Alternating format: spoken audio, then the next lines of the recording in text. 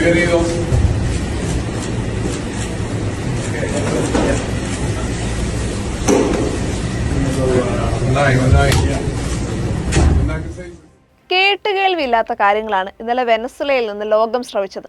ഏറെ നാളായി നിഴലിച്ചിരുന്ന യുദ്ധഭീതിക്കൊടുവിൽ വെനസ്വലൻ മണ്ണിൽ നേരിട്ട് പ്രഹരമേൽപ്പിച്ചിരിക്കുകയാണ് അമേരിക്ക.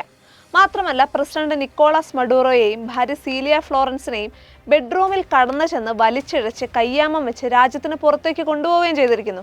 യുക്രൈനെതിരെ റഷ്യ നിർബാധം തുടരുന്ന ആക്രമണം അവസാനിപ്പിക്കാൻ കാര്യമായ നടപടിയൊന്നും സ്വീകരിക്കാത്ത ട്രംപ് പെട്ടെന്നൊരു സുപ്രഭാതത്തിൽ പ്രത്യേകിച്ച് ഒരു പ്രകോപനവുമില്ലാതെ വെനസ്വലയെ ആക്രമിച്ചത് ഒരുപാട് സംശയങ്ങൾ ബാക്കിവെക്കുന്നുണ്ട്.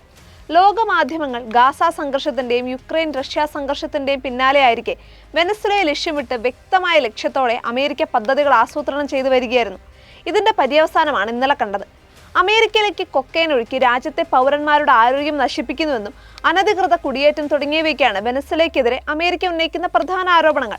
എന്നാൽ ഇതിന് മറുപടി ഒരു പരമാധികാര രാജ്യത്ത് കടന്നുകയറി ആ രാജ്യത്തിന്റെ ഭരണാധികാരിയെ പിടികൂടുക എന്നതാണോ എന്ന് സംശയമുയരുന്നുണ്ട്. മനുഷ്യാവകാശ ലംഘനങ്ങളുടെ പേരിലാണെങ്കിൽ എന്തേ ചൈന, ഉത്തര കൊറിയ, റഷ്യ, ബെലാറൂസ് തുടങ്ങിയ രാജ്യങ്ങൾക്കെതിരെ അമേരിക്ക നടപടിയെടുക്കാത്തത് എന്ന ചോദ്യം ഉയരുന്നുണ്ട്.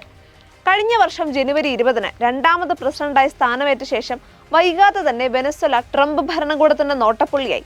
മഡൂറോയുടെ സർക്കാരിനെതിരെ നടപടികൾ കടുപ്പിച്ചതിന് പുറമെ വെനസ്വലയ്ക്കെതിരെ കരയാക്രമണം നടത്താനുള്ള സാധ്യതയെക്കുറിച്ച് ട്രംപ് പലതവണ മുന്നറിയിപ്പ് നൽകി. കരീബിയൻ കടലിലും കിഴക്കൻ പസഫിക് സമുദ്രത്തിലും ലഹരിമരുന്ന് കള്ളക്കടത്ത് ആരോപിച്ച് വെനസ്വലയുടെ ബോട്ടുകളെ US സൈന്യം പലതവണ ആക്രമിച്ചു. 30 ആക്രമണങ്ങളിലായി 107 പേരാണ് കൊല്ലപ്പെട്ടത്. ആക്രമണ സൂചന നൽകി കരീബിയൻ കടലിൽ യുദ്ധക്കപ്പലുകൾ അടക്കം അയച്ച് വൻതോതിൽ സൈനിക വിന്യാസവും നടത്തി. US വെനസ്വല യുദ്ധമുണ്ടായാൽ അതിന് കാരണക്കാരനായി ട്രംപ് ചൂണ്ടിക്കാട്ടിയിരുന്നത് ഒരു പതിറ്റാണ്ടിലേറെയായി വെനസ്വലയെ ഭരിക്കുന്ന മഡൂറോയായിരുന്നു. 2020-ൽ അമേരിക്ക മഡൂറോയ്ക്കും മറ്റുന്നത ഉദ്യോഗസ്ഥർക്കുമെതിരെ മയക്കുമരുന്ന്, തീവ്രവാദം എന്നിവയുള്ള രാജ്യമായി മുദ്ര കുത്തിയിരുന്നു. അമേരിക്കയിലേക്ക് കൊക്കൈൻ ഒഴുക്കി രാജ്യത്തെ പൗരന്മാരുടെ ആരോഗ്യം നശിപ്പിക്കുന്നുവെന്നതായിരുന്നു അമേരിക്കൻ നടപടിക്ക് പിന്നിൽ. കഴിഞ്ഞ വർഷം മുതൽ അമേരിക്ക വെനസ്വലയ്ക്കെതിരായി ഇന്ധന ഉപരോധം പുനഃസ്ഥാപിച്ചിരുന്നു. രാജ്യാന്തര തലത്തിൽ മഡൂറോയ്ക്കെതിരെ പ്രതിഷേധം ശക്തമാകുന്നതിനിടെയാണ് അദ്ദേഹം മൂന്നാമതും അധികാരമേറ്റത്. വ്യാപക ക്രമക്കേട് നടത്തിയാണ് 2024 ജൂലൈയിൽ മഡൂറോ വീണ്ടും അധികാരത്തിലേറിയതെന്ന ആരോപണം ഉയർന്നിരുന്നു. പിന്നാലെ നിരവധി പാശ്ചാത്യ രാജ്യങ്ങളാണ് വെനസ്വലയ്ക്കെതിരെ ഉപരോധം പ്രഖ്യാപിച്ചത്. വെനസ്വലൻ വോട്ടർമാരുടെ നിലപാട് പ്രതിഫലിക്കാത്ത തെരഞ്ഞെടുപ്പ് ഫലമെന്നായിരുന്നു മഡൂറോയുടെ മൂന്നാം ഊഴത്തെക്കുറിച്ച് അമേരിക്ക പ്രതികരിച്ചത്. 25 വർഷം നീളുന്ന ചാവിസ്മോ പ്രത്യയശാസ്ത്രത്തിന്റെ അന്ത്യം വരുമെന്നായിരുന്നു തെരഞ്ഞെടുപ്പ് പ്രവചനങ്ങൾ. 2013-ൽ മഡൂറോ അധികാരത്തിലെത്തിയതിന് പിന്നാലെ രാജ്യത്തെ GDP 80% ഇടിഞ്ഞിരുന്നു.